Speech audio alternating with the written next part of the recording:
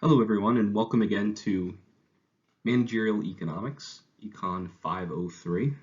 We're going to begin with Chapter 1, which is an introduction to the idea of managerial economics. This chapter should be a fairly simple and straightforward chapter.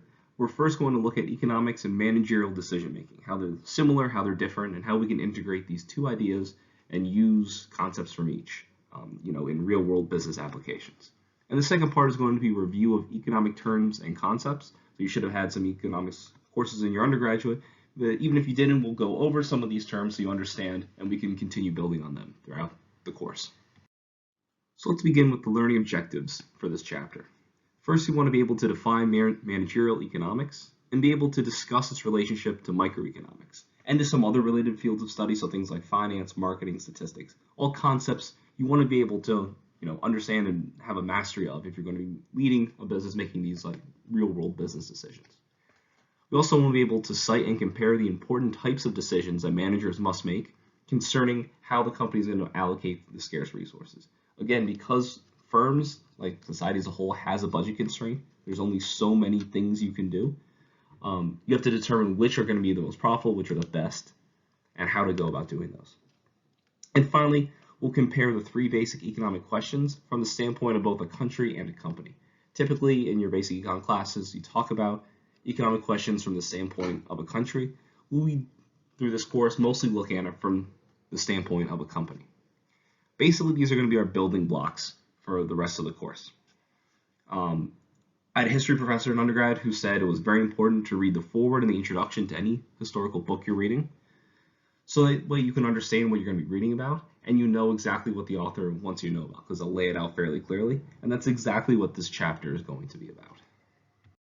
So let's break down managerial economics into its two components, economics and management. Economics is the study of the behavior of human beings in producing, distributing, and consuming material goods and services in a world of scarce resources. Now, because we deal with scarcity, we have to decide how to best combine resources. So economists study how individuals and firms use the market mechanism and prices to combine resources in the best way to meet our wants and needs. The market also provides incentives that encourages firms and individuals to be able to do this for each other, and provides feedback for whether they're actually meeting consumer needs or not. Now, something else that's important here is in the first line, the behavior of human beings. Ludwig von Mises, in his magnum opus about economics, he titled it Human Action because it's all about understanding how human beings behave. We typically do this in the market context, and that's exactly what this class is going to focus on. But if you have me for Econ 102, I cover some other contexts outside of purely market transactions.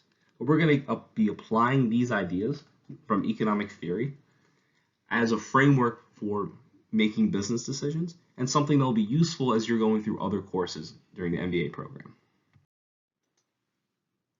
And the other side is management. Management is the science of organizing and allocating a firm's scarce resources in order to achieve its desired objectives.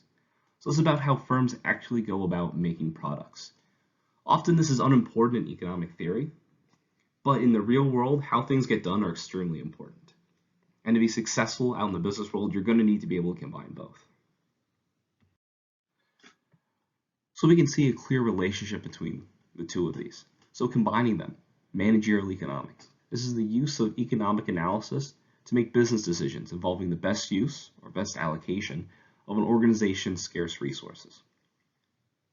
So what we're doing here is integrating concepts like opportunity cost and economic profit with real-world situations in order to help us make better decisions.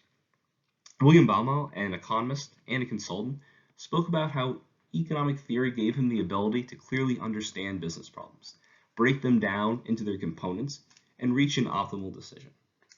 Even though economic theory may sometimes sound like it's too far removed from the actual workings of the real world, and I admit sometimes, well, quite often economists do a poor job of articulating them in ways that people can understand or even apply to the world we're living in, they do provide a good basis and a good strategy for reaching these decisions and understanding the problems we face. The concepts we cover in managerial economics can apply to a wide range of other business disciplines. Here we have a chart showing just some of these instances and some of the concepts within these other disciplines. So for instance, there's things like marketing, finance, management science, strategy, and managerial accounting, where we can take the ideas that we learned in this course and apply them to help us understand the concepts or to solve problems within those courses better. So what we're going to be doing in this class is to show the linkages of economics with other business functions. So we'll be looking at things like the microeconomic theory of the behavior of consumers and firms in competitive markets. So we're going to look at a lot of different types of questions that managers have to answer, and we'll see how they relate to both the management side and the economic side of managerial economics. So the first question, or set of questions we're looking at is, what are the economic conditions in our particular market? So what is the market structure? What is going on with supply and demand? What is the technology that we're working with? The second question the managers must be able to answer is, should our firm be in this business? And this is perhaps the most fundamental management question, is whether or not you should be competing in the market. Now, if you should be competing in the market, you need to determine what price level you should be doing at. Should you be offering a very low price, low cost alternative, or should you be going for a more luxury good or moderately priced good?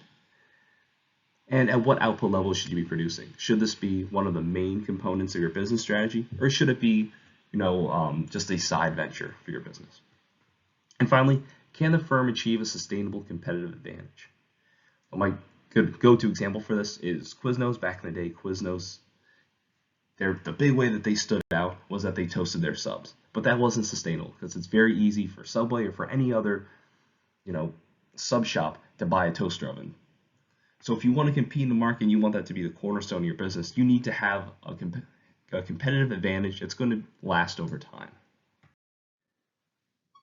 But managers should also be able to understand what's going on in a more broad sense. So what are additional economic conditions in our particular market? So for example, what are government regulations that affect our market? For instance, if you want to run a coal mine, you need to know the very specific regulations that exist about coal mining, whether it's about the number of hours that miners are allowed to work, or whether it's about the level of inert coal dust that's required to be sprayed inside all the coal mines. There's also international dimensions you need to consider. Some markets are international in scope, where you're competing against firms from other countries. Some are very local.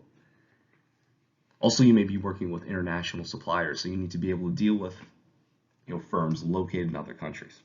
You need to know if there's any regulations precluding you from importing the components that you need for production from other countries, whether there's exchange rate issues, things you want, different cultural issues you need to deal with those. You need to be able to anticipate or somehow try to predict the future conditions, so you know what's going to happen in the market over time, and you know whether you should plan to increase production, decrease production, or completely abandon a line. Oftentimes macroeconomic factors are going to play a role. So during the 2008 financial crisis, deep recession that followed, that impacted a lot of different businesses. So businesses that were able to look at the economy at the time and say, hey, something bad is coming, we're able to slowly ramp down production rather than keeping it high, riding high like we were in the mid-2000s, and then suddenly needing to cut production and fire a lot of people. Notice that those first three questions were questions more focusing on economics. This fourth question is focusing more on the ideas that come from management. So what is our specific strategy that we should use in order to maintain and even to originally get a competitive advantage in the market? So questions on whether you should be a cost leader, how you should go about differentiating your product from your competitor's product. What is your market niche, or should you focus on a specific market niche? And then there's questions of outsourcing, alliances, or mergers and acquisitions with other firms. And should you focus on the international market? Should you focus more locally? And finally, managers have to answer, what are the risks involved in this business? Now, uncertainty fills our lives, and risk is always present in the operation of a business. It's no different. So when you're trying to anticipate the future, you don't know what's going to happen, obviously. So there's certain risks involved that managers need to always keep account of. So there could be things like changes in supply and demand conditions, which if you took my 102 class, these are constantly occurring. How are technological changes going to affect competition? And what is going to be the effect of new competitors entering your industry? What will be the impact of changes in interest rates or inflation? Inflation is a big concern for a lot of businesses right now. So are you going to pass through those costs on to consumers Do you think inflation is going to be long term? Because that's the best thing to do if inflation is, going to be with us for the long term again. Or if it's just short term, then you just eat the cost in the short run, keep your customers happy, and then soon enough, when prices go back down, you won't have to deal with, losing that profit in the long term. So if you're in international trade, or if you're buying, components for production from overseas companies, you have to consider exchange rates. They're going to change over time. And finally, there's political risks for companies with foreign operations. I would not want to be owning a company in Kazakhstan right now with the unrest that's going on there. Now, there's a lot of different ways that firms deal with risks for the future, and we'll go over them in a lot more depth later on throughout the course. But for things like change in supply and demand conditions, or technological changes, or the effect of competition, firms will try to use forecasting. And we're going to go over a chapter on regression analysis, which is one type of forecasting. Other things that firms use, for example, the exchange rate changes or interest rate and inflation rate, is firms purchasing financial options, trying to reduce the risk and lock in current prices.